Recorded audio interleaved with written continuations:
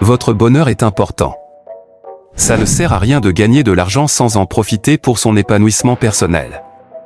Dans cette vidéo, nous plongeons au cœur de l'épanouissement personnel et de la prospérité financière. Découvrons ensemble des idées et des conseils qui vont bien au-delà des chiffres, car chaque aspect de notre parcours financier devrait contribuer à la richesse de notre bonheur. Si vous êtes nouveau sur la chaîne, n'hésitez pas à vous abonner.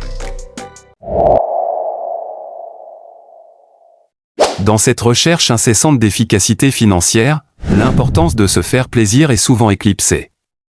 C'est comme si, dans la quête constante de stabilité, nous sacrifions la joie qui devrait accompagner notre succès. Imaginez votre argent comme une récolte abondante après des mois de labeur.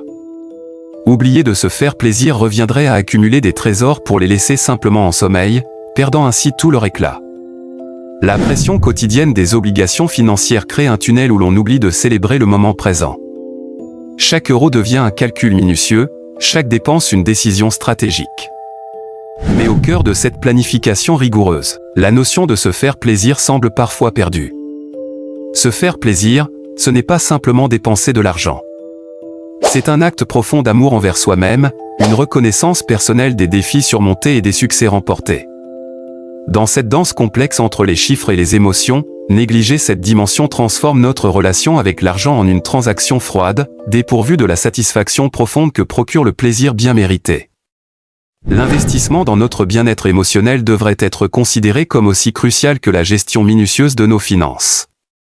C'est une pause bienvenue au milieu de la planification méthodique, une bouffée d'air frais qui revitalise notre rapport avec l'argent. Négliger cette dimension, c'est se priver de la plénitude que peut apporter le plaisir bien mérité.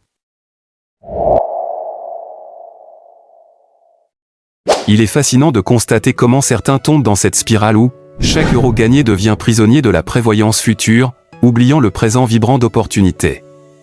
L'idée même d'économiser est louable, mais quand cette prudence se transforme en une restriction excessive, elle peut devenir une barrière à la joie et à la croissance personnelle.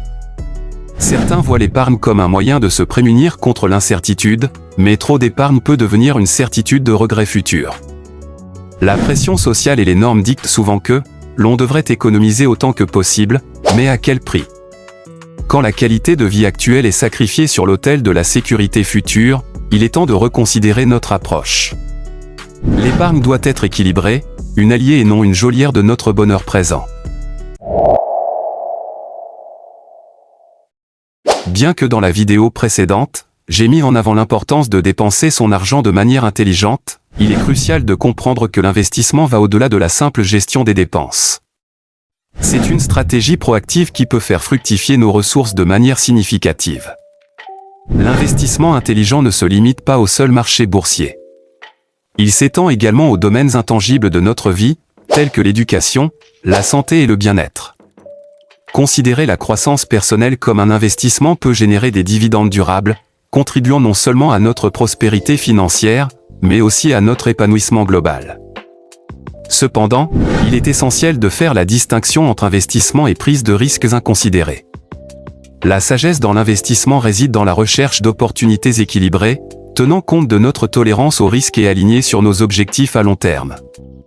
Dans cette ère numérique, où les choix d'investissement sont vastes et parfois intimidants, acquérir la connaissance appropriée est la clé.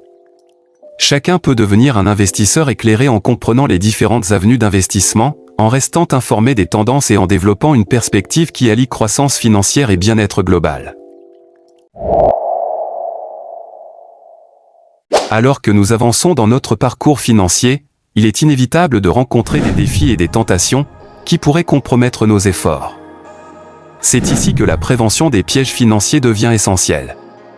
Les pièges financiers peuvent revêtir de nombreuses formes, des offres trop alléchantes aux habitudes de dépenses impulsives. Prévenir ces écueils nécessite une compréhension profonde de nos propres comportements financiers et une vigilance constante. Reconnaître les signaux d'alarme devient une compétence précieuse dans notre arsenal financier.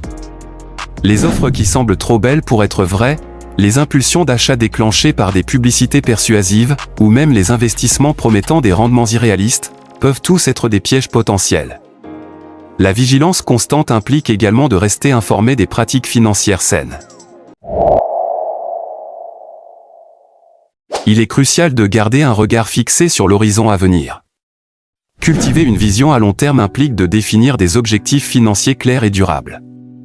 Que ce soit l'achat d'une maison, la création d'un fonds d'urgence, ou la préparation de votre retraite, ces objectifs deviennent les étoiles qui guident votre trajectoire financière. Ces objectifs ne sont pas simplement des points sur une carte, mais des jalons significatifs qui confèrent un sens à vos efforts financiers quotidiens.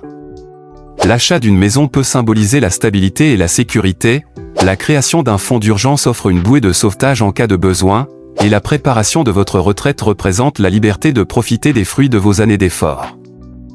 La planification financière à long terme va au-delà de la simple fixation d'objectifs. C'est une stratégie qui crée une cohérence entre vos aspirations futures et vos actions présentes. Chaque euro dépensé, investi ou économisé devient une pièce du puzzle contribuant à la réalisation de votre vision. Cependant, cultiver une vision à long terme ne signifie pas rester rigide. Nous voici à la fin de cette vidéo. Si vous l'avez appréciée, abonnez-vous à notre chaîne.